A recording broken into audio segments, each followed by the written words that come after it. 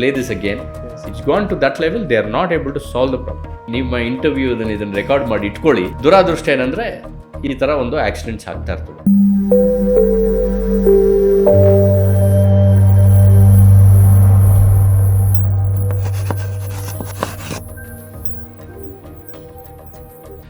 Hi everyone, welcome to the Yaana podcast.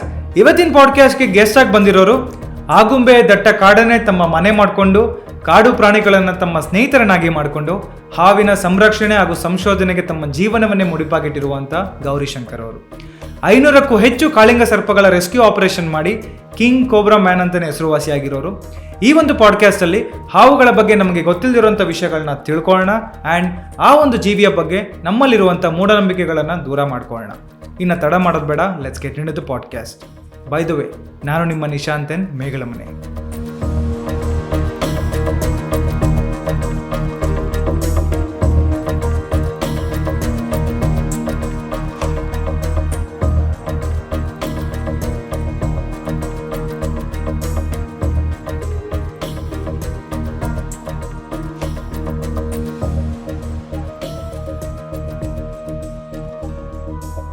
So the next segment ಅಥವಾ next ವಿಷಯಕ್ಕೆ ಬರೋದಾದರೆ the king cobra. So king cobra ಅನ್ನೋದು like ಈ ಒಂದು ಸ್ನೇಕ್ಸ್ ಅಮಾಂಗ್ ಸ್ನೇಕ್ಸಲ್ಲಿ ಒನ್ ಆಫ್ ದ ಕಿಂಗ್ ಅಂತಲೇ ಹೇಳ್ಬೋದು. I mean the top most guy ಅನ್ನೋ ಥರ. ಸೊ ನೀವು ಕೂಡ ಕಿಂಗ್ ಕೋಬ್ರಾಸ್ನ 500+ ಕಿಂಗ್ ಕೋಬ್ರಾಸ್ನ ರೆಸ್ಕ್ಯೂ ಮಾಡಿದ್ದೀರಾ. We can call you as a king cobra man ಅಂತ. So please tell us more about the king. King cobra ಅಂದರೆ ನೀವು ಹೇಳ್ದಂಗೆ king of snakes. Yes, tiger ಹೇಗೆ ನಮ್ಮ ವೈಲ್ಡ್ ಲೈಫಲ್ಲಿ ಎಲ್ಲ ಯುನೋ ಇಟ್ಸ್ ಎಪೆಕ್ಸ್ ಪ್ರೆಡಿಟರ್ ಅಂತೀವಿ. ರೆಪ್ಟೈಲ್ ವರ್ಲ್ಡಲ್ಲಿ king cobra is the predator, apex predator. ಇನ್ನೊಂದು ವಿಷಯನ ಹೇಳ್ತೀನಿ, ನಿಮ್ಮ ವ್ಯೂವರ್ಸ್ಗೂ ಗೊತ್ತಿರಲ್ಲ. King cobra is our national reptile. ತುಂಬ ಜನಕ್ಕೆ ಈ ವಿಷಯನೇ ಗೊತ್ತಿಲ್ಲ. ನ್ಯಾಷನಲ್ ಬರ್ಡ್ ಗೊತ್ತು, ಪೀಕಾಕ್. ನ್ಯಾಷನಲ್ ಅನಿಮಲ್ ಯಾವುದು? ಟೈಗರ್. ನ್ಯಾಷನಲ್ ರೆಪ್ಟೈಲ್ ಯಾವುದು ಗೊತ್ತಿರಲಿಲ್ಲ. King cobra is national reptile. ನನಗೆ ತುಂಬ ಇಷ್ಟವಾದ ಹಾವು ಅಂದರೆ ಅದ್ರ ಸೈಜ್, ಶಿಯರ್ ಸೈಜ್ ಎಷ್ಟು ದೊಡ್ಡದಾಗಿ ಬೆಳೆಯುತ್ತೆ ಅಂದರೆ, ನನಗೆ ಬನ್ನರ್ಘಟ್ಟ ನ್ಯಾಷನಲ್ ಪಾರ್ಕಲ್ಲಿ ನಾನು ಕಾಲೇಜಲ್ಲಿದ್ದಾಗ ಹೋಗಿ ನೋಡಿದ ತಕ್ಷಣ I just fell in love with this snake. ಇಷ್ಟು ದೊಡ್ಡ ಹಾವು ನಾನು ಲೈಫಲ್ಲೇ ನೋಡಿಲ್ಲ. ಆವಾಗಲೇ ನಾನು ನೀರು ಹಾವು, ಕೇರೆ ಹಾವು, ನಾಗರಾವೆಲ್ಲ ಹಿಡಿತಾ ಇದ್ದೆ ಸ್ಕೂಲ್ ಟೈಮಿಂದ, ಕಾಲೇಜಲ್ಲೆಲ್ಲ. ಬಟ್ ಇಷ್ಟು ದೊಡ್ಡ ಹಾವು ನೋಡಿ ನನಗೆ ಆಶ್ಚರ್ಯ ಆಯಿತು. So I fell in love with this snake. ಮುಖ್ಯ ಇನ್ನೂ ಕ್ಯೂರಿಯಾಸಿಟಿ, ಇನ್ನೂ ಒಂದು ಇಂಟ್ರೆಸ್ಟಿಂಗ್ ಅಂದರೆ, king cobra is the only species ಒಂದು ಗೂಡು ಕಟ್ಟುವ, ಒಂದು ತನ್ನ ಮೊಟ್ಟೆಗಳಿಗೋಸ್ಕರ ಮರಿ ಮಾಡಲಿಕ್ಕೋಸ್ಕರ ಒಂದು ಗೂಡು ಕಟ್ಟುವ ಒಂದು ಕೆಪಾಸಿಟಿ ಇರುವುದು ಅಲ್ವಾ. ಆ ರೀತಿ ಒಂದು ಆಲೋಚನೆ ಮಾಡಿರೋ ಒಂದು ಹಾವು ಅಂದರೆ ಕಾಳಿಂಗ ಸರ್ಪ ಮಾತ್ರ.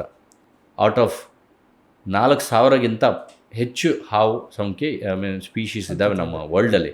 This is the only species which builds nest. That is special for me. ಅದರಲ್ಲೂ ಇನ್ನೂ ಅಂದರೆ ಮೇಲ್ ಕಾಂಬ್ಯಾಕ್ಟ್. 2 ಗಂಡು ಹಾವುಗಳು ಜಗಳ ಮಾಡ್ತವೆ, ಕದನ ಅಲ್ವಾ, ಕುಸ್ತಿ ಮಾಡ್ತವೆ ಫೀಮೇಲ್ಗೋಸ್ಕರ.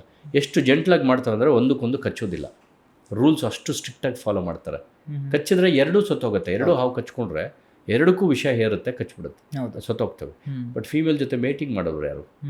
ಸೊ ಅವ್ರಿಗೆ ಡಿಸಿಪ್ಲಿನ್ ಎಷ್ಟು ಚೆನ್ನಾಗಿದೆ ಅಂದರೆ, ಜಗಳ ಮಾಡಿ ಕುಸ್ತಿ ಮಾಡಿ ಯಾರು lose, they have to leave the place. The winner will get to mate with the female. ಅಷ್ಟು ಡಿಸಿಪ್ಲಿನ್ ಮೇಂಟೈನ್ ಮಾಡ್ತಾರೆ. ಆ್ಯಂಡ್ ಫೀಮೇಲ್ ಅಫ್ಕೋರ್ಸ್ ಮೇಟಿಂಗ್ ಆದಮೇಲೆ 45 ದಿನ ಆದಮೇಲೆ ಎಗ್ಸ್ ಡೆವಲಪ್ ಆಗುತ್ತೆ, ಗೂಡು ಕಟ್ಟುತ್ತೆ. ಗೂಡು ಕಟ್ಟಿ ಮೊಟ್ಟೆ ಹಾಕಿ ಒಂದು 30ರಿಂದ 40 ದಿನ ಅಲ್ಲೇ ಕೂತಿರುತ್ತೆ. ಕಟ್ಟುತ್ತೆ. ಅದು ಇಂಟ್ರೆಸ್ಟಿಂಗ್. ಮತ್ತೆ ಕಾಲು ಇಲ್ಲ, ಕೈ ಇಲ್ಲ, ಹೆಂಗೆ ಕಟ್ಟುತ್ತೆ? ತನ್ನ ಬಾಡಿನ ಉಪಯೋಗಿಸ್ಕೊಂಡು ಫ್ರಂಟು ಅದ್ರ ತಲೆ ಇರುತ್ತಲ್ಲ, ಅದರಲ್ಲಿ ಆ ಎಲೆಗಳ ದರಗು ರಾಶಿ ಇರುತ್ತವಲ್ಲ ಕೆಳಗಡೆ, ಅದನ್ನು ಲಿಫ್ಟ್ ಮಾಡಿ ತನ್ನ ಬಾಡಿನ ಯೂಸ್ ಮಾಡಿ ಲೂಪ್ ಥರ ಒಂದು JCB ಥರ ವರ್ಕ್ ಮಾಡುತ್ತೆ. ಇಷ್ಟು ಕೋಟಿಗಟ್ಟಲೆ ಹಾಕಿ ಒಂದು JCB ನೀವು ಹೆಂಗೆ ತೊಗೊಳ್ತೀರ, ಈ ಹಾವು ಬಂದು ತನ್ನ ಬಾಡಿನ ಯೂಸ್ ಮಾಡಿ ಒಂದು ದರ್ಗ್ ರಾಶಿ ಅಂದರೆ ಎಲೆಗಳನ್ನೆಲ್ಲ ಹತ್ರ ತಗೊಂಬಂದು ಕಲೆಕ್ಟ್ ಮಾಡುತ್ತೆ. ಈ ರೀತಿ ಎಷ್ಟು ಯೂನಿಫಾರ್ಮ್ ಆಗಿ, ಎಷ್ಟು ಪ್ಲ್ಯಾಂಡಾಗಿ ಮಾಡುತ್ತೆ ಅಂದರೆ, ನಾವು ಅಂದ್ಕೊಳ್ತೀವಿ ಹಾವುಗಳಿಗೆ ಬುದ್ಧಿನೇ ಇಲ್ಲ ಅಂತ. ಚಾನ್ಸೇ ಇಲ್ಲ. ನಮಗಿಂತ ಅವು ಎಷ್ಟೋ ಮುಂದಿದ್ದಾವೆ ಅಂತ ಹೇಳ್ಬೋದು. ನಾವು ಕಟ್ಟೋ ಮಲೆನಾಡಲ್ಲಿ ಇತ್ತೀಚೆಗೆ ಅಂಚೆಲ್ಲ ತೆಗೆದುಬಿಟ್ಟು ಕಾಂಕ್ರೀಟ್ ಹಾಕಿ RCC ಹಾಕಿ ಕಟ್ತಾರೆ. ಒಂದೇ ಸೀಸನಲ್ಲಿ ಲೀಕ್ ಆಗುತ್ತೆ. ಇವು ಕಟ್ಟೋ ಗೂಡು 9,000 mm ಅಂದರೆ 8,000-9,000 mm ಅಷ್ಟು ಮಳೆ ಬರುತ್ತೆ ಆಗುಂಬೆಲಿ ಅಲ್ವಾ. ಒಂದು ಡ್ರಾಪ್ ಬಂದು ನೆಕ್ಸ್ಟ್ ಚೇಂಬರ್ ರೀಚ್ ಆಗಿರಲ್ಲ. ಎಂಥ ಒಂದು ಗೂಡು ಕಟ್ಟಿರ್ಬೋದು. ಎಷ್ಟು ಎಷ್ಟು ಇಂಜಿನಿಯರಿಂಗ್ ಆಗಿರ್ಬೇಕು ಅದರೊಳಗಡೆ. ನಾವು RCC ಈ ವಾಟರ್ ಪ್ರೂಫ್ ಹಾಕಿ ಏನೋ ರಾಡ್ಸ್ ಹಾಕಿ ಏನೇನೋ ಮಾಡ್ತೀವಿ, ಆಗಲೂ ಆಗುಂಬೆಯಲ್ಲಿ ಮನೆಗಳಲ್ಲಿ ಎಲ್ಲ ಲೀಕ್ ಆಗುತ್ತೆ. ಇವು ಲೀಕೇ ಆಗೋದಿಲ್ಲ.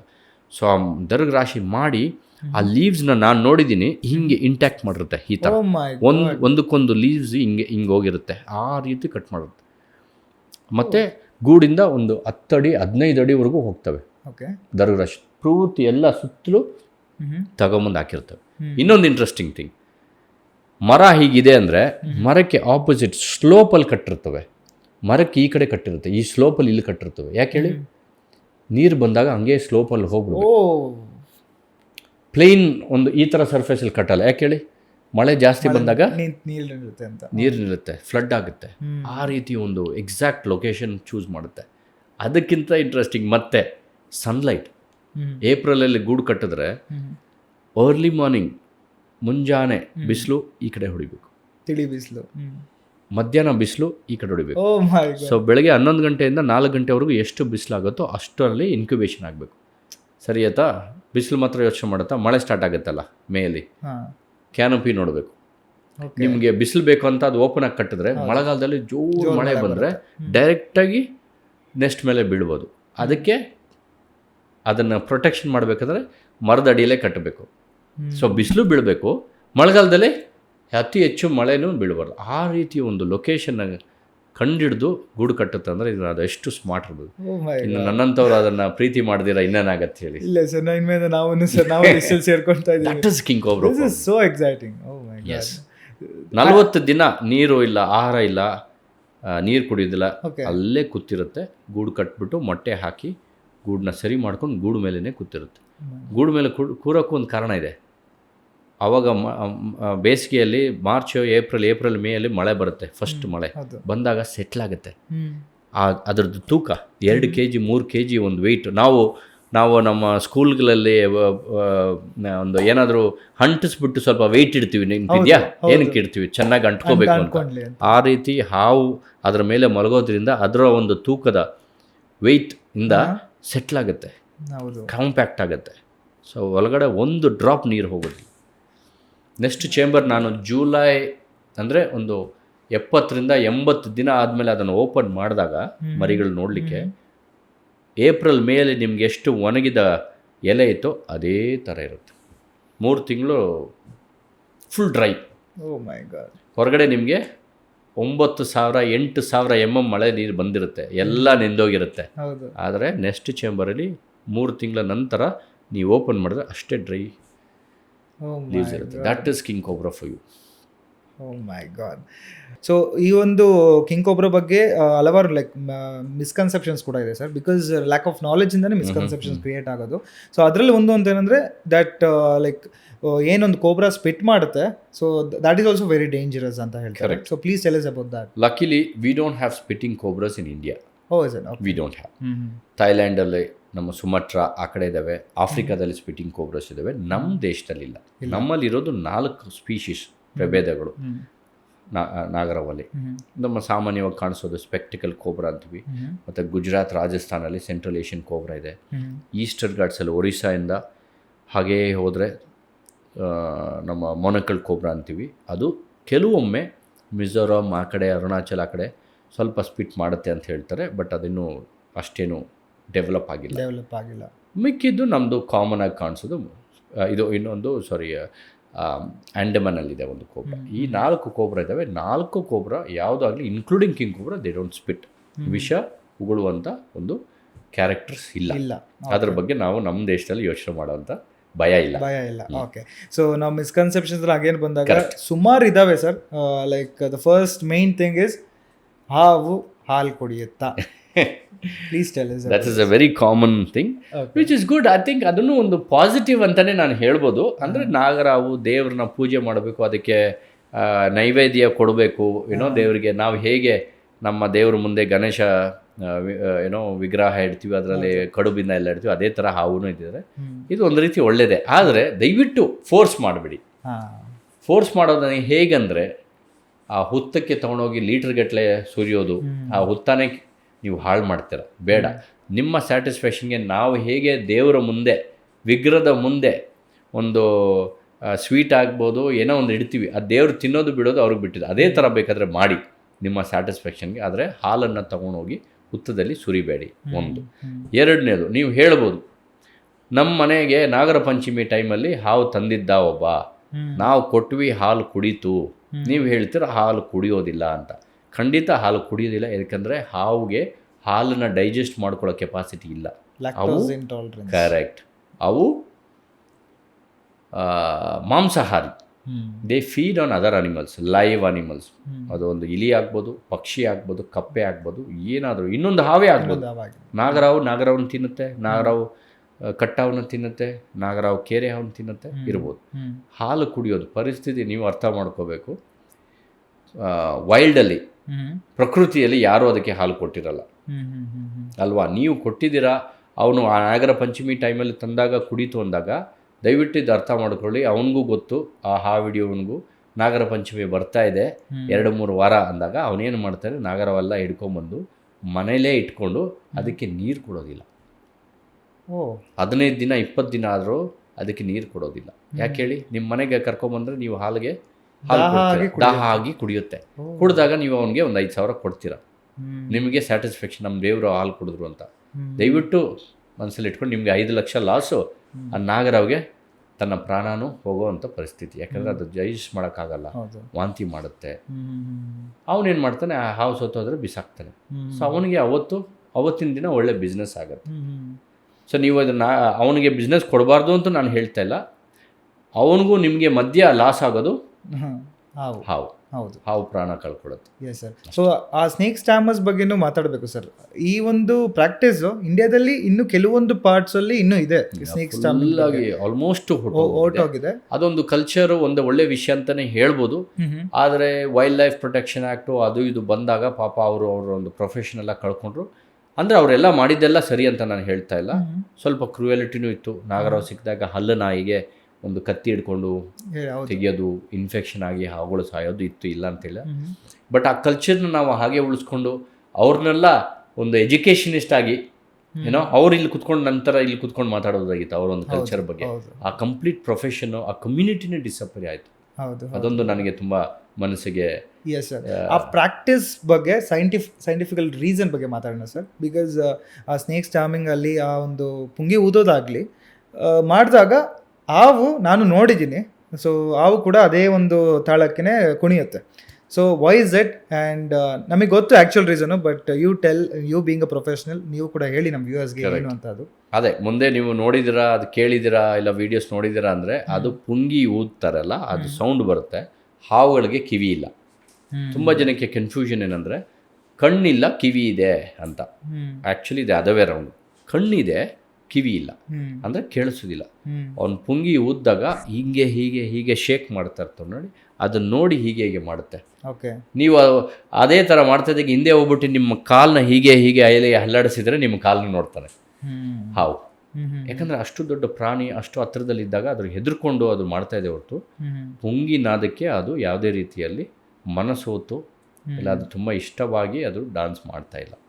That is the background of this scientifically proven. S sir.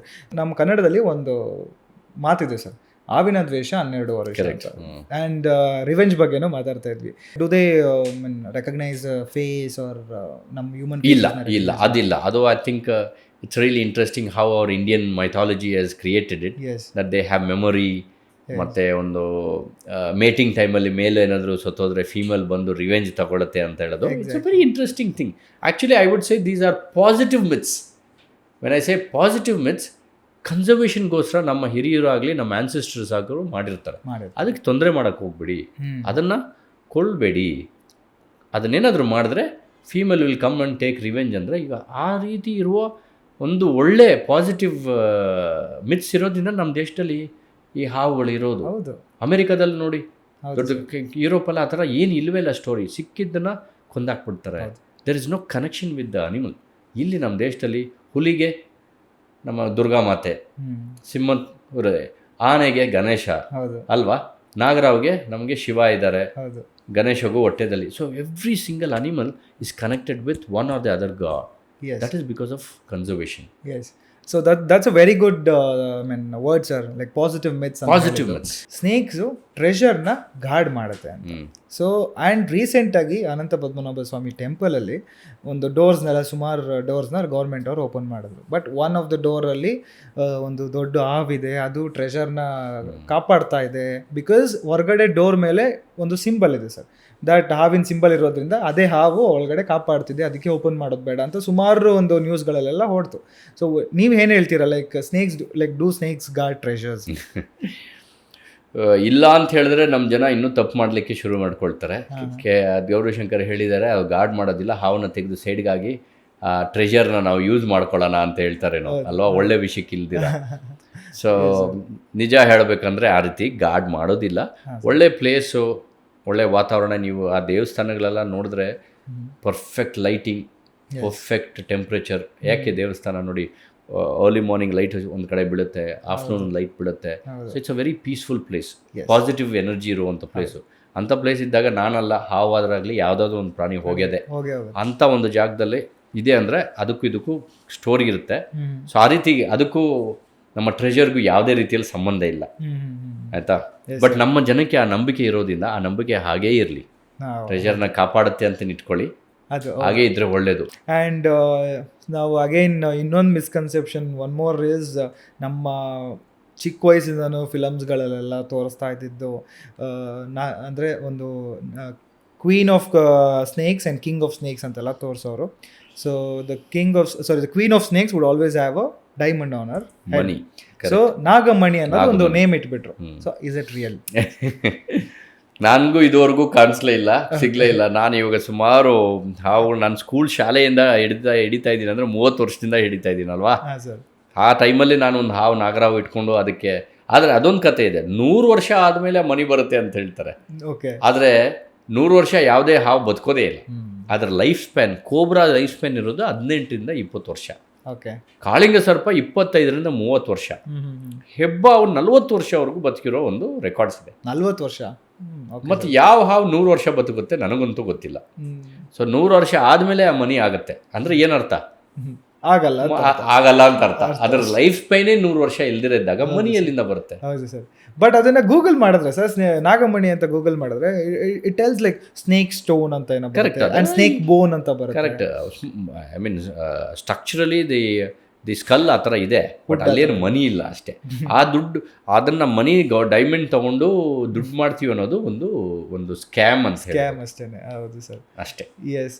And again ನೀವು ಸ್ಕ್ಯಾಮ್, ಈ ಒಂದು ನಾಗಮಣಿ ವಿಚಾರಕ್ಕೆ ಬಂದ ತಕ್ಷಣವೇ ಸ್ನೇಕ್ಸಿಂದ ಸುಮಾರು ಸ್ಕ್ಯಾಮ್ಸ್ ಕೂಡ ಮಾಡ್ತಾರೆ ಸರ್. ಸುಮಾರು ಒಂದು ಮಾಫಿಯಾನೇ ಇದೆ ಸ್ನೇಕ್ಸಿಂದ. ಈಗ ಸ್ನೇಕ್ಸ್ ಟ್ರೇಡಿಂಗ್ ಆಗಲಿ, ಸ್ನೇಕ್ ಸ್ಕಿನ್ ಟ್ರೇಡಿಂಗ್ ಆಗಲಿ, ಸುಮಾರು ಒಂದು ಮಾಫಿಯಾ ಇದೆ ಇದರಲ್ಲಿ. ಅಗೈನ್ ಒಂದು ಪಾಯಿಂಟ್ ನೋಟ್ ಮಾಡ್ಬೋದು ಅಂತಂದರೆ, ಇನ್ ಕರ್ನಾಟಕ ಅಥವಾ ನಮ್ಮ ಒಂದು ಇಂಡಿಯಾದಲ್ಲಿ ತುಂಬ ಪಾಪ್ಯುಲರ್ ಸ್ಕ್ಯಾಮ್ ಅಂತಂದರೆ ಒಂದು 2-headed ಸ್ನೇಕ್ಸ್ ಅಂತ ಒಂದು ಪಾಪ್ಯುಲರ್, ಈ ಒಂದು 2 ತಲೆಯ ಹಾವು ಅಂತೀವಿ, ಸ್ಯಾಂಡ್ ಬುವಾ. ಓಕೆ, 2 ತಲೆ ಹಾವು ಅಂತ ಅಂದ್ಬಿಟ್ಟು ಒಂದು ಸ್ಕ್ಯಾಮ್ ಮಾಡ್ತಾರೆ ಜನ. ಆ್ಯಂಡ್ ಅದು ಸುಮಾರು ಜನ ಅದ್ರ ಬಗ್ಗೆ ಎಜುಕೇಟ್ ಮಾಡ್ತಾ ಇದ್ರು, ಜನ ಬೀಳ್ತಾನೆ ಇದ್ದಾರೆ ಆ ಸ್ಕ್ಯಾಮ್ಗೆ. ಪ್ಲೀಸ್ ಹೇಳಿ ಸರ್, ಆ ಒಂದು ಅದು ಜನರ ವೀಕ್ನೆಸ್ ಅಂತ ಹೇಳ್ಬೋದು. ಇದಂತ ಅಲ್ಲ, ಯಾವುದೇ ಒಂದು ವಿಷಯ ಹೇಳಿದ್ರು ಒಂದು ಸೆಗ್ಮೆಂಟ್ ಜನ ಅದರಿಂದ ಕಲಿತಾರೆ, ಇನ್ನೊಂದು ಸೆಗ್ಮೆಂಟ್ ಅದರಲ್ಲಿ ಬೀಳ್ತಾ ಇರ್ತಾರೆ. ಸೊ ಅನ್ಫಾರ್ಚುನೇಟ್ಲಿ ನನಗೆ ಬೇಜಾರಾಗುವಂಥ ವಿಷಯ ಏನಂದರೆ, ಈ ಹಾವು ಸ್ಯಾಂಡ್ ಬೋವಾ ಅಂತೀವಿ, ಕಾಮನ್ ಸ್ಯಾಂಡ್ ಬೋವಾ ಇಲ್ಲ ರೆಡ್ ಸ್ಯಾಂಡ್ ಬೋವಾ, ಅವು ಪಾಪ ಇರೋದೇ 2.5 ಅಡಿ ಇಲ್ಲ 3 ಅಡಿ, 1.5 ಅಡಿ 2 ಅಡಿ ಆ್ಯಾವ್ರೇಜ್ ಇರೋದು. ಅದ್ರ ತೂಕ ಬಂದು 500 ಗ್ರಾಮು 400 ಗ್ರಾಮು ಇಲ್ಲ 1200 ಗ್ರಾಮ್ ಇರುತ್ತೆ. ಅದರಲ್ಲಿ ಆ ಮಿತ್ತಲ್ಲಿ ಒಂದು ಕ್ರೂಯಲಿಟಿ ಹಾಕಿರೋದೇನೆಂದರೆ, ಅದು ಮಿನಿಮಮ್ ಇಷ್ಟು kg ಇರಬೇಕು ಅಂತ ಹೇಳಿದ್ದಾರೆ. ಅಷ್ಟು kg ಬರೋಕ್ಕೆ ಆಗಲ್ಲ. ಕಿಂಗ್ ಕೋಬ್ರಾ ನಾನು ಹಿಡಿಯೋ 10 ಅಡಿ ಇರೋ ಹಾವೇ 3.5-4 kg ಬರ್ತಾ ಇದೆ. ಇರೋ 1.5 ಅಡಿ ಇರೋ ಹಾವು ಅದು ಹಿಂಗೆ 5 kg ಬಂದ್ಬಿಡುತ್ತೆ. ಅದಕ್ಕೆ ನನಗೆ ಗೊತ್ತಿರೋ ಅಷ್ಟು ಜನ ಈ ಸ್ಕ್ಯಾಮಲ್ಲಿ ಇನ್ವಾಲ್ವ್ ಆಗಿರೋರು, ಈ ನಮ್ಮ ಗಾಡಿಯಲ್ಲಿ ಬಾಲ್ಸ್ ಹಾಕ್ತಾರೆ ಗೊತ್ತಲ್ಲ, ನಮ್ಮ ಬಾಲ್ ಬೇರಿಂಗ್ ಬರುತ್ತೆ, ಬಾಲ್ ಬೇರಿಂಗ್ ತೂಕ ಇರುತ್ತೆ ನೋಡಿದ್ದೀರಾ, ಅದನ್ನ ತಿನ್ನಿಸ್ತಾರೆ. ಈಗ ನೀವು ಸ್ಕ್ಯಾಮ್, ನಿಮಗೆ ಯಾರೋ ಹೇಳ್ತಾರೆ ಏನೋ ಪೂಜಾರಿ ನಿಮ್ಗೊಂದು 5 ಕೋಟಿ ಕೊಟ್ಟು ಫಸ್ಟ್ ಒಂದು ಹಾವು ತಗೊಳ್ಳಿ, ಅದರಲ್ಲಿ ನಿಮಗೆ ಟ್ರೆಷರ್ ಬರುತ್ತೆ ಅಂತ. ದುಡ್ಡಿರೋರಿಗೆ ಈ ಥರ ಪ್ರಾಬ್ಲಮ್ಮು, ಬಡವರಿಗೆ ಈ ಥರ ಪ್ರಾಬ್ಲಮ್ ಬರಲ್ಲ, ಈ ಥರ ನಂಬಿಕೆನೂ ಇರೋದಿಲ್ಲ, ಆಯಿತಾ. ದುಡ್ಡಿರೋರನ್ನೇ ಅವ್ನಿಗೆ 1 ಕೋಟಿಯೋ 2 ಕೋಟಿಯೋ ಕೊಡೋ ಕೆಪಾಸಿಟಿ ಇರೋದು. ಸೊ ಯಾರ ಹತ್ರನೂ ಡೀಲ್ ಮಾಡಿದಾಗ ಅವನೇನು ಮಾಡ್ತಾನೆ, ಆ ಬಾಲ್ ಬೇರಿಂಗ್ಸ್ ನಾನು ತಿನ್ನಿಸ್ತಾನೆ, ಅಯ್ಯೋ. ಅದು ತೂಕ ಬರುತ್ತೆ. ಪಾಪ ಅದೇ ಟೈಮಲ್ಲಿ ತೊಗೊಂಡೋಗಿ ತೂಕ ಹಾಕಿದ್ರೆ 5 kg ಬರುತ್ತೆ, 3 kg ಬರುತ್ತೆ. ಇವರು ದುಡ್ಡು ತಗೊಳ್ತಾರೆ. ಆ ಹಾವು ಒಂದೇ ದಿನದಲ್ಲಿ 2 ದಿನದಲ್ಲಿ ಸತ್ತೋಗುತ್ತೆ, ಯಾಕಂದರೆ ಡೈಜೆಸ್ಟ್ ಮಾಡ್ಕೊಳ್ಳಿ. ಈ ಪಾರ್ಟಿಗೆ 1 ಕೋಟಿ ಲಾಸು, ಅವ್ರಿಗೆ ಸ್ಕ್ಯಾಮ್ ಮಾಡಿದವ್ರಿಗೆ 1 ಕೋಟಿ ಲಾಭ ಅಷ್ಟೇ. ಸೊ ನೀವು ಬುದ್ಧಿ ಇಲ್ದಿರೋ ಕೆಲಸ ಮಾಡೋಂಗಿದ್ರೆ ಹಾವು ಇದೊಂದು ಏನೋ ಸ್ಕ್ಯಾಮ್ ಅಷ್ಟೇ. ಹೌದು. Indian wild life protection act ಬಗ್ಗೆ ಸೊ ನೀವು ಸುಮಾರು ಹೇಳ್ತಾ ಇದ್ರಿ ಸರ್, ಅದರಿಂದ ಸುಮಾರು ನಮಗೆ ಅಡ್ವಾಂಟೇಜ್ ಆಗ್ತಿದೆ. ಸ್ನೇಕ್ ರೆಸ್ಕ್ಯೂ ಆಗ್ತಾ ಇದ್ದಾವೆ ಆ್ಯಂಡ್ ಸ್ನೇಕ್ಸು ಪ್ರೊಟೆಕ್ಟ್ ಆಗ್ತಾ ಇದೆ ಈ ಒಂದು ಕಂಟ್ರಿಲಿ ಅಂತ. ಬಟ್ ಈ ಒಂದು ಅಲ್ಲಿ ಲೈಕ್ ಲೋಕಲ್ಸಲ್ಲಿ ಅಥವಾ ವಿಲೇಜಸಲ್ಲೆಲ್ಲ ಆಕ್ಸಿಡೆಂಟಿಂದ ಸುಮಾರು ರೋಡ್ ಮೇಲೆ ಸುಮಾರು ಸ್ನೇಕ್ಸ್ಗಳು ಸತ್ತೋಗ್ತಾ ಇದ್ದಾವೆ. ಸೊ ಅದಕ್ಕೆ ಏನು ಅವಾಯ್ಡ್ ಮಾಡ್ಬೋದು ವೈಲ್ಡ್ ಲೈಫ್ ಇದರಿಂದ? ಸೊ ಅದು ಸ್ವಲ್ಪ ಕಾಂಪ್ಲಿಕೇಟೆಡ್ ಇಟ್ಸ್ ಅ ಥಿಂಗ್. ನೋಡಿ, ನಮ್ಮ ವೈಲ್ಡ್ ಲೈಫ್ ಪ್ರೊಟೆಕ್ಷನ್ ಆ್ಯಕ್ಟು ಎಷ್ಟು ಅಡ್ವಾಂಟೇಜ್ ಇದೆಯೋ ಅಷ್ಟು ಡಿಸ್ಅಡ್ವಾಂಟೇಜ್ ಇದೆ. ಫಾರ್ ಎಕ್ಸಾಂಪಲ್, ನಾವೊಂದು ಸ್ಟೂಡೆಂಟ್ ಆಗಿ ಇಲ್ಲ ಒಂದು PhDಗೆ ನೀವೊಂದು ಪರ್ಮಿಷನ್ ತೊಗೋಬೇಕಂದ್ರೆ ತುಂಬ ಫಾರ್ಮಾಲಿಟೀಸು. ಒಂದು ರಿಸರ್ಚ್ ಮಾಡಬೇಕಂದ್ರೆ ಒಂದು ಹಾವು ಮುಟ್ಟಬೇಕು, ಅದರದ್ದು ಟಿಶ್ಯೂ ಸ್ಯಾಂಪಲ್ ತೊಗೋಬೇಕು, ಒಂದು ಜೆನೆಟಿಕ್ ವರ್ಕ್ ಮಾಡಬೇಕು, ಇಲ್ಲ ವೆನಮ್ ವರ್ಕ್ ಮಾಡಬೇಕಂದ್ರೆ ನನಗೆ 1 ವರ್ಷ ಆಗಿಬಿಡುತ್ತೆ ಪರ್ಮಿಷನ್ಗೆ. ಅದೇ ಒಬ್ಬರು ಹಾವನ್ನ ಸಾಯಿಸ್ಬೇಕಂದ್ರೆ 1 ನಿಮಿಷದಲ್ಲಿ ಸಾಯಿಸ್ಬಿಡ್ತಾರೆ. ನೀವು ಹೇಳ್ದಂಗೆ ರೋಡು, ಒಳ್ಳೆ ನ್ಯಾಷನಲ್ ಪಾರ್ಕಲ್ಲಿ ಒಳ್ಳೆ ಪಾರ್ಕಲ್ಲಿ ರೋಡ್ ಇದ್ದಾವೆ. ರೋಡಿಂದ ಹಾವುಗಳು ಗಾಡಿಯಿಂದ ಸತ್ತೋಗ್ತವೆ, ಅದಕ್ಕೆ ಯಾರು ಪನಿಷ್ಮೆಂಟ್ ಇಲ್ಲ. ಅದು ಬಿಡಿ, ಈಗ ಸೋಷಿಯಲ್ ಮೀಡಿಯಾದಲ್ಲಿ ಎಲ್ಲರೂ ಒಂದು ಹಾವನ್ನು ಇಟ್ಕೊಂಡು ಆಟ ಆಡಿಕೊಂಡು ಮಾಡ್ತಾರೆ, ಅದು ಪ್ರೊಟೆಕ್ಟೆಡ್ ಫೀಲ್ಡ್. ಅವ್ರ ಮೇಲೆ ಕೇಸ್ ಹಾಕೋದಿಲ್ಲ. ಹೌದು ಸರ್, ಅವ್ರ ಮೇಲೆ ಕೇಸ್ ಹಾಕೋವಂಥ ಪರಿಸ್ಥಿತಿಯಲ್ಲೂ ಇಲ್ಲ, ಇವ್ರಿಗೆ ಟೈಮೂ ಇಲ್ಲ. ಅದೇ ಒಂದು ರಿಸರ್ಚ್ ಮಾಡಬೇಕಂದ್ರೆ ವೈಲ್ಡ್ ಲೈಫ್ ಪ್ರೊಟೆಕ್ಷನ್ ಆ್ಯಕ್ಟ್ ಎಲ್ಲ ತೆಗಿತಾರೆ. ಈ ಪ್ರೊಟೆಕ್ಷನ್ ಆ್ಯಕ್ಟ್ ಪ್ರಕಾರ ನೀವು ಈ ಹಾವು ಹಿಡಿಯೋಂಗಿಲ್ಲ, ಹಾವಿಗೆ ಸ್ಯಾಂಪಲ್ ತೊಗೊಳಂಗಿಲ್ಲ ಅಂತ ಕೊಡ್ತಾರೆ. 6 ತಿಂಗಳು 8 ತಿಂಗಳು ಆಗುತ್ತೆ. So I think it's double edge sword ಅಂತ ಹೇಳೋದು. ಎಷ್ಟು ಅಡ್ವಾಂಟೇಜ್ ಇದೆಯೋ ಅಷ್ಟು ಡಿಸ್ಅಡ್ವಾಂಟೇಜ್ ಇದೆ. ಹೌದು ಸರ್. ಆ್ಯಂಡ್ ಲೈಕ್ ಅವಾಗಲೇ ನಾವು ಮಾತಾಡ್ತಾ ಇದ್ವಿ ದಟ್ ವೆನಮ್ ಈ ಒಂದು ನಮ್ಮ ಇಂಡಿಯಾದಲ್ಲೇ ತುಂಬ ಒಂದು ಡೈವರ್ಸಿಫೈ ಆಗಿದೆ. ತುಂಬ ಒಂದೊಂದು ಸ್ನೇಕಿಗೂ ಒಂದೊಂದು ಡಿಫ್ರೆಂಟ್ ಕಾಂಪೋಸಿಷನಲ್ಲಿರೋ ವೆನಮ್ ಇದೆ. ಸೊ ಇದಕ್ಕೆ ಈವನ್ ವೆನಮ್ಮೇ ಇಷ್ಟು ಡೈವರ್ಸ್ ಆಗಿದ್ದಾಗ ಆಂಟಿ ವೆನಮ್ ಕೂಡ ಅಷ್ಟೇ ಡೈವರ್ಸ್ ಆಗಿದೆ. ಕರೆಕ್ಟ್. ಸೊ ಇದ್ರ ಬಗ್ಗೆ ಹೇಳಿ ಸರ್, ಆಂಟಿ ವೆನಮ್ ಬಗ್ಗೆ ಹೇಳಿ. ವೆರಿ ಇಂಟ್ರೆಸ್ಟಿಂಗ್ ಕ್ವಶನ್ ಕೇಳಿದ್ರಿ. ಅಷ್ಟೇ ಎಷ್ಟು ಇಂಟ್ರೆಸ್ಟಿಂಗು ಅಷ್ಟೇ ಸ್ಯಾಡ್ ನ್ಯೂಸು ಇದೆ, ಬ್ಯಾಡ್ ನ್ಯೂಸು ಅಂತ ಹೇಳ್ಬೋದು ಇಲ್ಲಿ. ಓಕೆ. ಇತ್ತೀಚೆಗೆ ನಮ್ಮ ಸ್ನೇಹಿತರು ಕೆಲವರು ರಿಸರ್ಚ್ ಮಾಡಿದ್ರಲ್ಲಿ ಏನು ಅಂತ ಕಂಡುಹಿಡಿದಿದ್ದಾರೆ ಅಂದರೆ, ಆ್ಯಂಟಿ ವೆನಮ್, ಹಾವು ಕಚ್ಚಿದಾಗ ಮದ್ದು ನೀವು ಯೂಸ್ ಮಾಡ್ತಿರಲ್ಲ, ಆ ಆ್ಯಂಟಿ ವೆನಮ್ ಪ್ರೊಡ್ಯೂಸ್ ಆಗ್ತಾ ಇರೋದು ವೆನಮ್ಮಿಂದಾನೆ. ಹೌದು. ಹಾವಿನ ವಿಷದಿಂದಾನೇ ಹಾವಿನ ವಿಷಕ್ಕೆ ಮದ್ದು ತಯಾರಿ ಮಾಡ್ತಿದ್ದಾರೆ. ಆ ವಿಷ ಎಲ್ಲಿಂದ ಕಲೆಕ್ಟ್ ಆಗ್ತಾ ಇದೆ ಮದ್ದು ಮಾಡಲಿಕ್ಕೆ? ತಮಿಳ್ನಾಡಲ್ಲಿ ಚೆಂಗಲ್ಪಟ್ಟು ಅಂತ ಒಂದು ಡಿಸ್ಟಿಕಲ್ಲಿ, ಆ ಚೆಂಗಲ್ಪಟ್ಟು ಅಂತ ಡಿಸ್ಟಿಕಲ್ಲಿ ಮಡ್ರಾಸ್ ಕ್ರಾಕಡೈಲ್ ಬ್ಯಾಂಕಲ್ಲಿ ಇರೋ Irula snake venom extraction centre, cooperative ಸೆಂಟರಲ್ಲಿ ಯುರುಲಾಸ್ ಬಂದು one of the best tribal people in the world who can track snakes and collect snakes for the venom extraction. When I say track, ಅವರು ಬೈಲಲ್ಲಿ ಗದ್ದೆಗಳಲ್ಲಿ ನಡ್ಕೊಂಡು ಹೋಗಿ, ಸರ್ ಇಲ್ಲೊಂದು ಕೋಬ್ರಾ ಇದೆ ಬೇಕಾ ಅಂತ ಕೇಳ್ತಾರೆ. ಹೌದಾ, ತೆಗೀರಿ ನೋಡೋಣ ಅಂದರೆ ಆ ಒಂದು ಬಿಲನ ಅವರು ಅಗದಾಗ ಅಲ್ಲಿಂದ ಕೋಬ್ರಾನೇ ಬರುತ್ತೆ. ಸರ್ ಇಲ್ಲೊಂದು ಸ್ಯಾಂಡ್ ಬೋವಾ, ನೀವು ಹೇಳಿದ್ರಲ್ಲ ಸ್ಕ್ಯಾಮ್, ಆ ಹಾವಿದೆ ಅಂತಾರೆ, ಅದನ್ನು ತೆಗೆದಾಗ ಅದೇ ಹಾವು ಬರುತ್ತೆ. ಅಷ್ಟು ಪರ್ಫೆಕ್ಟ್ ಅವರು. ಸೊ ಇವರು ಕಲೆಕ್ಟ್ ಮಾಡಿರೋ ಹಾವುಗಳಲ್ಲಿ ವಿಷಾನ ತೆಗೆದು ಆ್ಯಂಟಿ ವೆನಮ್ ತಯಾರಿ ಮಾಡಿ ಆಲ್ ಓವರ್ ಇಂಡಿಯಾ ಸಪ್ಲೈ ಮಾಡ್ತಾಯಿದ್ವಿ. ಓಕೆ. ಅನ್ಫಾರ್ಚುನೇಟ್ಲಿ ಆ್ಯಂಟಿ ವೆನಮ್ ವೇರಿಯೇಷನ್ ಇದೆ ಬೇರೆ ಬೇರೆ ಕಡೆ. ಈಗ ಕರ್ನಾಟಕ ಒಂದು 400 ಕಿಲೋಮೀಟರ್ 300 ಕಿಲೋಮೀಟರ್ ದೂರ ಇರೋದ್ರಿಂದ ಇಲ್ಲಿನ ಕೋಬ್ರಾ ವಿಷ ಅಲ್ಲಿನ ಕೋಬ್ರಾ ವಿಷ ಡಿಫ್ರೆಂಟ್ ಆಗಿದೆ. ಆವಾಗ ಅಲ್ಲಿನ ಕೋಬ್ರಾದಲ್ಲಿ ತಯಾರಿ ಮಾಡಿರೋ ವಿಷದ ಆ್ಯಂಟಿ ವೆನಮ್ ನಮ್ಮ ಕರ್ನಾಟಕದಲ್ಲಿರೋ ಕೋಬ್ರಾಗೆ ಹೆಂಗೆ ವರ್ಕ್ ಆಗುತ್ತೆ? ತಮಿಳ್ನಾಡಲ್ಲಿರೋ ಡೌನ್ ಸೌತಲ್ಲಿ ಹೇಗೆ ಕೆಲಸ ಮಾಡ್ಬೋದು, ಮಧ್ಯಪ್ರದೇಶಲ್ಲಿ ಹೆಂಗೆ ಕೆಲಸ ಮಾಡ್ತಾ ಇಲ್ಲ. So that is the sad part. ಇವಾಗ ರಿಸರ್ಚಲ್ಲಿ ಗೊತ್ತಾಗಿದೆ. ಸೊ ಈಗ ಅದಕ್ಕಿರೋ ಒಂದೇ ಒಂದು ದಾರಿ ಏನಂದರೆ, ಅವರವ್ರ ಸ್ಟೇಟಲ್ಲಿ ಒಂದೊಂದು ಭಾಗದಲ್ಲಿ ವೆನಮ್ ಎಕ್ಸ್ಟ್ರಾಕ್ಷನ್ ಮಾಡಿ ಅಲ್ಲಿನ ಹಾವುಗಳಿಗೆ ಆ್ಯಂಟಿ ವೆನಮ್ ತಯಾರಿ ಮಾಡಬೇಕು. This is the status, present status. ನಮ್ಮ ಗೌರ್ಮೆಂಟು ಇದರಲ್ಲಿ ಆ್ಯಕ್ಷನ್ ತೊಗೊಂಡು ಪ್ರೋಆ್ಯಕ್ಟಿವ್ ಆಗಿ ಬೇಗ ಮಾಡಿದ್ರೆ ವರ್ಷಕ್ಕೆ 60,000 ಜನ ಇಂದ 100,000 ಜನ ಸಾಯೋದನ್ನು ತಪ್ಪಿಸಬಹುದು ನಾವು. ಹೌದು ಸರ್, ನಿಮ್ಮ ಲೈಫಲ್ಲೂ ಕೂಡ ಒಂದು ಕೋಬ್ರಾ ಇನ್ಸಿಡೆಂಟ್ ಆಗಿತ್ತು. ಸೊ ಆ ಒಂದು ಇನ್ಸಿಡೆಂಟಿಂದ ನಿಮ್ಮ ಲೈಫ್ ಒಂದು ಥ್ರೆಟನಿಂಗ್ ಪೊಸಿಷನ್ಗೆ ರೀಚ್ ಆಗಿತ್ತು, ಐ ಮೀನ್ ಒಂದು ಕ್ರಿಟಿಕಲ್ ಪೊಸಿಷನ್ಗೆ ರೀಚ್ ಆಗಿತ್ತು. So please tell us about that incident sir. ಏನಾಯ್ತು? ನನಗೆ ಸುಮಾರು ಚಿಕ್ಕವಾಗಿದ್ದಾನೆ ಹಾವು ಹಿಡಿತಾ ಇರೋದ್ರಿಂದ ಓಕೆ, ಕಾಲೇಜಲ್ಲಿ ಇದ್ದಾಗ ಒಂದು ಸಲ ಒಂದು ನಾಗರಾವ್ ಕಚ್ಚಿತ್ತು. ಲಕ್ಕಿಲಿ ಅದು ಡ್ರೈ ಬೈಟ್ ಅಂತ ಹೇಳ್ಬೋದು, ಅಂದರೆ ವಿಷ ಕಂಪ್ಲೀಟಾಗಿ ನನ್ನ ಬಾಡಿಯಲ್ಲಿ ಎಳೆದಿರಲಿಲ್ಲ. ಅದು ಕೋಬ್ರಾ ಬೈಟ್. ಬೋರಿಂಗ್ ಹಾಸ್ಪಿಟಲ್ಗೆ ಹೋದೆ, ಟ್ರೀಟ್ಮೆಂಟ್ ತೊಗೊಂಡೆ, ಸರೋಯ್ತು. ಅದು ನಮ್ಮ ಮನೇಲೇ ಹೇಳಿರಲಿಲ್ಲ, ಕೈ ಊತ ಇತ್ತು, ಪಾಕೆಟಲ್ಲಿ ಕೈನ ಪಾಕೆಟಲ್ಲಿ ಇಟ್ಕೊಂಡು ಮನೆಗೆ ಹೋಗಿ ಬ್ಯಾಗೆಲ್ಲ ಪ್ಯಾಕ್ ಮಾಡಿಕೊಂಡು, ಯಾರೋ ಸ್ನೇಹಿತರದ್ದು ಅವ್ರದ್ದು ಅಕ್ಕದು ಮದುವೆ ಇದೆ, ಓವರ್ ನೈಟ್ ನಾನು ಅಲ್ಲೇ ಮಲಗಿ ಅವ್ರ ಮನೆಗೆಲ್ಲ ಸ್ವಲ್ಪ ಹೆಲ್ಪ್ ಮಾಡಿ ಬೆಳಗ್ಗೆ ಬರ್ತೀನಿ ಅಂತ ಸೀದಾ ಹೋಗಿ ಬೋರಿಂಗ್ ಹಾಸ್ಪಿಟಲ್ ಅಡ್ಮಿಟ್ ಆಗಿ ಟ್ರೀಟ್ಮೆಂಟ್ ಮಾಡಿಸ್ಕೊಂಡು ನೆಕ್ಸ್ಟ್ ದಿನ ಬೆಳಗ್ಗೆ ಮನೆಗೆ ಬಂದೆ. ಕೈಯೆಲ್ಲ ಫುಲ್ ಊದ್ಕೊಂಡಿತ್ತು.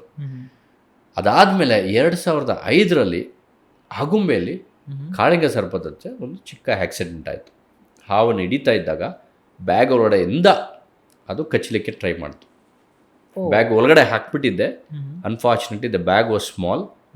ಸ್ವಲ್ಪ ಬಿಸಿಲು ಚೆನ್ನಾಗಿರೋದ್ರಿಂದ ಹೊರಗಡೆ ಏನಾಗ್ತಿತ್ತು ಅಂತ ಕಾಣಿಸ್ತಾ ಇತ್ತು. ಅವನು ಕಚ್ಚಲಿಕ್ಕೆ ಟ್ರೈ ಮಾಡ್ದ. ನನಗೆ ಇವಾಗಲೂ ನಂದೇ ತಪ್ಪು ಅಂತ ಹೇಳ್ತೀನಿ ಹೊರತು ಕಾಳಿಂಗ ಸರ್ಪದ್ದು ಯಾವುದೇ ರೀತಿಯಲ್ಲಿ ತಪ್ಪಿಲ್ಲ. ನಾನು ಒಂದು ಕಲಿಯೋ ಸ್ಟೇಜು, ನಾನು ತಪ್ಪು ಮಾಡಿದೆ. ಇಲ್ಲಿ I want to say king cobra was kind. ಅಂದರೆ ಕಿಂಗ್ ಕೋಬ್ರಾ ನನ್ನ ಕೊಂದಾಕಬೇಕು, ಸಾಯಿಸಬೇಕು ಅಂತ ಉದ್ದೇಶದಿಂದ ನನ್ನ ಕಚ್ಚಿಲ್ಲ. ಸೊ ಒಂದು ಚಿಕ್ಕ ಸ್ಕ್ರ್ಯಾಚ್ ಆಗಿದ್ದಕ್ಕೆ 3 ದಿನ ಹಾಸ್ಪಿಟ್ಲಲ್ಲಿ ಮಲಗಿ ಕಂಪ್ಲೀಟ್ ಕೈಯೆಲ್ಲ ಊತ ಆಗಿ, ಇನ್ನೇನು ವೆನಮ್ ಈ ಕಡೆ ಕ್ರಾಸ್ ಆಗಿ ಕೈಯಿಂದ ಈ ಕಡೆ ಹೋಗಿದ್ರೆ ಹೃದಯಕ್ಕೆ, ನನ್ನ ಬ್ರೈನ್ಗೆ ನಾನು ಇವತ್ತು ನಿಮ್ಮ ಮುಂದೆ ಈ ಥರ ಕುತ್ಕೊಂಡು ಮಾತಾಡ್ತಾ ಇರಲಿಲ್ಲ. ನೀವು ಬೇರೆ ಯಾರನ್ನಾದ್ರು ಕೇಳಿದರೆ ಈ ಸ್ಟೋರಿ ಬೇರೆಯವ್ರು ಹೇಳ್ತಿದ್ರೇನು, ಗೌರಿಶಂಕರ್ ಅಂತವ್ರು ಒಬ್ರು ಇದ್ದರು, ಈ ಥರ ಕಾಳಿಂಗ ಸರ್ಪದ ಜೊತೆ ಕೈ ಕಚ್ಚಿಸ್ಕೊಂಡು ಸತ್ತೋದ್ರು ಅಂತ. ಸೊ ಅಲ್ಲಿ ಇನ್ನೊಂದು ವಿಷಯ ಏನಂದರೆ, ಕಾಳಿಂಗ ಸರ್ಪಕ್ಕೆ ನಮ್ಮ ದೇಶದಲ್ಲಿ ಆ್ಯಂಟಿವೆನಮ್ ಇಲ್ಲ. Okay. So what antivenom we have is from Thailand antivenom ನಾನು ಇಟ್ಕೊಂಡಿದ್ದೆ. ಅಲ್ಲೇ ನನಗೆ ವಿಷಯ ಗೊತ್ತಾಗಿದ್ದು, Thailand antivenom will not work on Indian king cobra. Indian king cobra is different, Thailand king cobra is different. What came out of that bite, luckily 3 ದಿನ ಹಾಸ್ಪಿಟ್ಲಲ್ಲಿದ್ದು ನನ್ನ ಒಂದು body calmness ಅದನ್ನು ಡೀಲ್ ಮಾಡಿದ್ದು, ಮತ್ತು symptomatically my treatment was done. For example Covid, ಈಗ ಒಳ್ಳೆ example. ಕೋವಿಡಲ್ಲಿ ನಮಗೆ ಆ್ಯಂಟಿ vaccine ಇರಲಿಲ್ಲ. ವ್ಯಾಕ್ಸಿನ್ ಇಲ್ದಿರೋದಾಗ ಏನು ಮಾಡಿದ್ರು, ಕೋಲ್ಡ್ಗೆ ಒಂದು ಟ್ಯಾಬ್ಲೆಟ್ ಕೊಡ್ತಿದ್ರು, ಜ್ವರಕ್ಕೆ ಒಂದು ಟ್ಯಾಬ್ಲೆಟ್ ಕೊಡ್ತಿದ್ರು, ಬೇರೆ ಏನೋ ಕಾಂಪ್ಲಿಕೇಶನ್ ಇದೆ ಒಂದು ಟ್ಯಾಬ್ಲೆಟ್ ಕೊಡ್ತಿದ್ರು. ಈ ಥರ ಸಿಂಪ್ಟಮ್ಸ್ನ ಟ್ರೀಟ್ ಮಾಡಿ. ಅದೇ ಥರ ನನಗೂ ಅಷ್ಟೇ ಸ್ವೆಲ್ಲಿಂಗ್ಗೆ ಒಂದು ಟ್ರೀಟ್ಮೆಂಟ್, ನನ್ನ ಪೇಯ್ನ್ಗೆ ಒಂದು ಟ್ರೀಟ್ಮೆಂಟ್, ನನ್ನ ಅಲರ್ಜಿಗೆ ಒಂದು ಟ್ರೀಟ್ಮೆಂಟ್, ಏನೇನೋ ಮಾಡಿ ಇಡೀ ರಾತ್ರಿ ನನಗೆ ಟ್ರೀಟ್ಮೆಂಟ್ ಕೊಟ್ಟು ನಾವು ಬದುಕಿಸ್ಕೊಂಡ್ವಿ. ನಾನು ಬದುಕಿಸ್ಕೊಂಡೆ ಅಂತ ಹೇಳ್ಬೋದು. ಯಾಕಂದರೆ ಅವ್ರಿಗೂ ಎಕ್ಸ್ಪೀರಿಯನ್ಸ್ ಇರಲಿಲ್ಲ. ಕಾಳಿಂಗ ಸರ್ಪಕ್ಕೆ ಆ್ಯಂಟಿವೆನಮ್ ಇಲ್ಲ. somehow I survived, but I still credit the king cobra. King cobra didn't want to kill me. He was kind to me. Yes sir. I will complete this thing. ಕಾಳಿಂಗ ಸರ್ಪ ಕಚ್ಚಿಸ್ಕೊಂಡು ಹಾವು ಹಾಸ್ಪಿಟಲ್ ಮಲಗಿ 3 ದಿನ ಆದಮೇಲೆ ಹಾಸ್ಪಿಟ್ಲಿಂದ ಹೊರಗಡೆ ಬಂದು, ಅವಾಗ ಅಂಬಾಸಿಡರ್ ಕಾರಲ್ಲಿ ಕುತ್ಕೊಂಡು ಆಗುಂಬೆಯಲ್ಲಿ ಇನ್ನೇನು ರೂಮ್ಗೆ ಹೋಗಿ ಮಲಗಬೇಕಷ್ಟೇ, ಆವಾಗಲೇ ರೆಸ್ಕ್ಯೂ ಕಾಲ್ ಬಂತು. ಮನೆಗೂ ಇನ್ನೂ ಹೋಗಲಿಲ್ಲ, ಫೀಲ್ಡ್ ಸ್ಟೇಷನ್ಗೆ ಹೋಗಿಲ್ಲ. ಅಲ್ಲಿಂದ ಹಾಸ್ಪಿಟ್ಲಿಂದ ಕೈ ಫುಲ್ ಬ್ಯಾಂಡೇಜ್ ಜೊತೆ ಊತದ ಜೊತೆ ಡೈರೆಕ್ಟಾಗಿ ಆ ಮನೆಗೆ ಹೋಗಿ ಹಾವನ್ನ ಜೆಂಟ್ಲಾಗಿ ತೆಗೆದು ಒಂದು ವಾಕ್ ಕರ್ಕೊಂಡು ಹೋಗೋ ಥರ ಕರ್ಕೊಂಡು ಹೋಗಿ ಕಾಡಿಗೆ ಬಿಟ್ಟು ಆಮೇಲೆ ಹೋಗಿ ಮಲಗಿದ್ದೀನಿ. So 9th snake bit me and 10th snake I handled this. Was that again a king cobra? That was a king cobra again.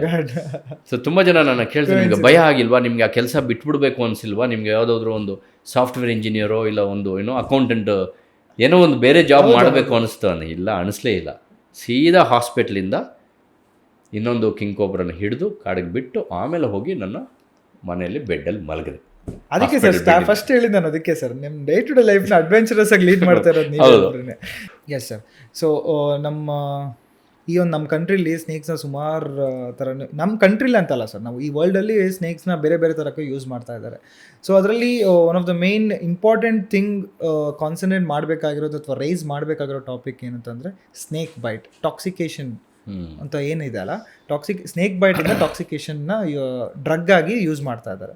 So ಅದ್ರ ಬಗ್ಗೆ ನಿಮಗೆ ಎಷ್ಟು ನಾಲೆಜ್ ಇದೆ ಸರ್? ಅಂದರೆ ಏನು ಗೊತ್ತಿಲ್ಲ? ಹೌದು, ಇತ್ತೀಚೆಗೆ ಅದನ್ನು ತುಂಬಾ ಆ್ಯಕ್ಟಿವ್ ಆಗಿ ನಮ್ಮ ಮೀಡಿಯಾದವರು ಎಲ್ಲ ಫಾಲೋ ಅಪ್ ಮಾಡ್ತಾ ಇದ್ದಾರೆ. ಇತ್ತೀಚೆಗೆ ಕೇಸಸ್ ಎಲ್ಲ ಆಗಿದ್ದಾವೆ. But technically, scientifically speaking, we still don't have enough evidence that venom can have that effect. ನಮ್ಮ ಒಂದು ಹೆರಾಯಿನ್ ಆಗ್ಬೋದು, ಇಲ್ಲ ಕೊಕೇನ್ ಆಗ್ಬೋದು, ಇಲ್ಲ ವೀಡ್ ಆಗ್ಬೋದು, ಆ ರೀತಿ ಒಂದು ಎಫೆಕ್ಟ್ ಬರ್ತಾ ಇದೆ ಅಂತ ನಮ್ದು ಯಾವುದೇ ರೀತಿಯಲ್ಲಿ ಸೈಂಟಿಫಿಕ್ ಪ್ರೂವ್ ಆಗಿಲ್ಲ. But there are certain enzymes in, for example, cobra neurotoxin, which will act as a nicotine. ನಮ್ಮ ಸ್ಮೋಕಿಂಗಲ್ಲಿ ಯಾವ ಥರ ಇರುತ್ತೋ ಅದೇ ಥರ ಹೈ ಕೊಡುತ್ತೆ ಅಂತ ಹೇಳ್ತಾರೆ. ಬಟ್ ಎಕ್ಸಾಕ್ಟ್ ಇಷ್ಟೇ ಕ್ವಾಂಟಿಟಿ ತಗೋಬೇಕು, ನಮ್ಮ ರೆಕಾರ್ಡ್ಸಲ್ಲಿ ಹೇಳ್ತಾರೆ ನಾಲಿಗೆಯಲ್ಲಿ ಕಚ್ಚಿಸ್ಕೋಬೇಕು, ಇಲ್ಲ ಎಲ್ಲಾದರೂ ಕಾಲಲ್ಲೋ ಎಲ್ಲಾದರೂ ಕಚ್ಚಿಸ್ಕೋಬೇಕು ಅಂತ. ಬಟ್ ಒಂದು ವೆನಮಸ್ ಸ್ನೇಕ್, ಒಂದು cobra is known to be used. Yes. ಯಾಕೆ ಸಾಸ್ಕೆಲ್ ವೈಪರು ರಸಲ್ಸ್ ವೈಪರು ಅಷ್ಟು ಯೂಸ್ ಮಾಡಿಲ್ಲ, ಕೋಬ್ರಾ ಕ್ರೇಟೋ ಯೂಸ್ ಮಾಡಿದ್ದಾರೆ. Okay. They are very highly toxic. ಪ್ರಾಪರಾಗಿ ಏನಾದರೂ ಬೈಟ್ ಆಯ್ತಂದರೆ that man can die. So what is the amount of quantity this person who is addicted to the drugs Snake bite, yes. should be taken? We don't have. Is there any 0.001 gram, 0.003 gram should be used, or 0.1 gram? No, we don't have any records. I think this is also a kind of scam where people are indulging themselves. ಈಗ ನಾನೊಬ್ಬ drug dealer ಆದರೆ ಅದೇ ಥರ ಹೇಳಬೇಕಾಗತ್ತೆ, ನೋಡಿ ಈ ಥರ venom ಹಾಕಿದ್ರೆ ಏನೋ ಎಕ್ಸ್ಟ್ರಾ ಇದೆ, so more money, it's only for high profile people who have lot of money. That is also a kind of scam. But I heard people are venturing out, trying out on different things, but technically speaking we don't have enough evidence for this. So he might have mixed it with something else. Exactly. Yeah, maybe it's used as one of the other drug.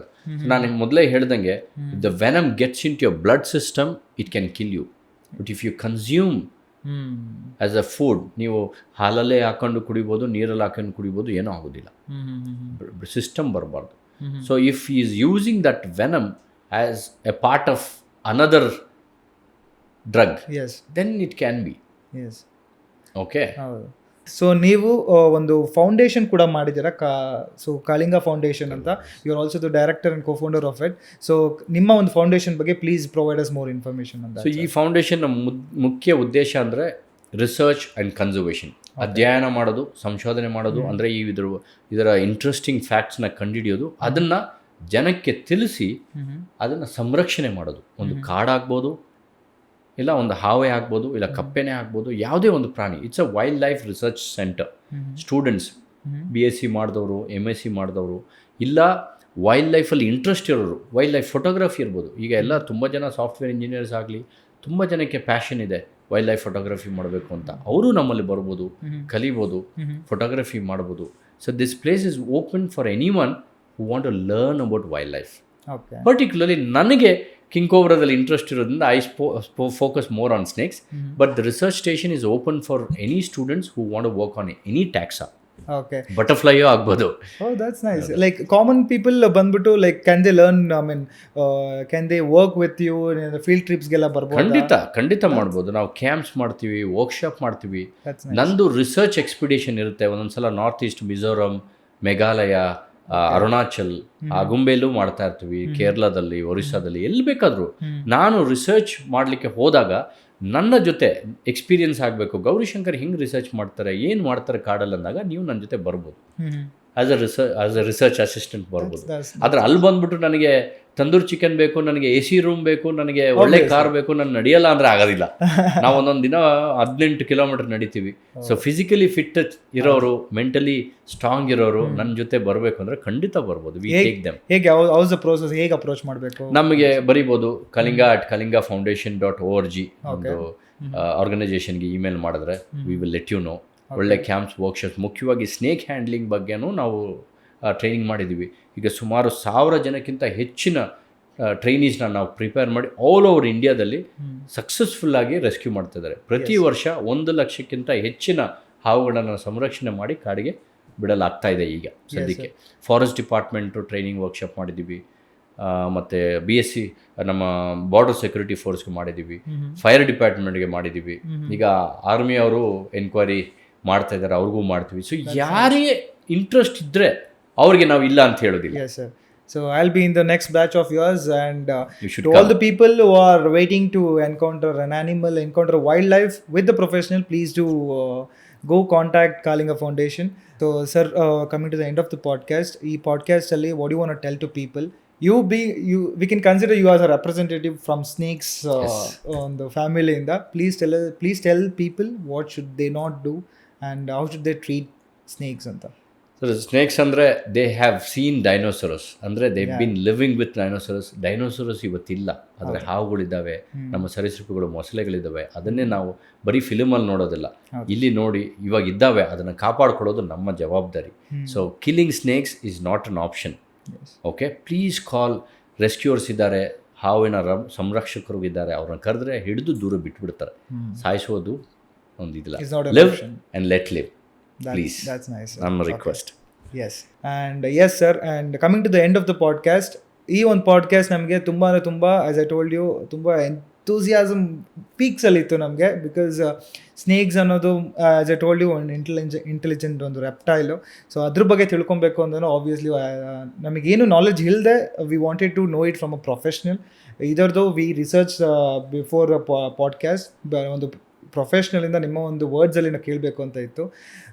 Thanks for sharing too much of knowledge about snakes. Thank you, sir. ಇದೇ ಥರ keep inspiring the younger generation and keep inspiring our people regarding the snakes and keep educating us as well. Thank you so much.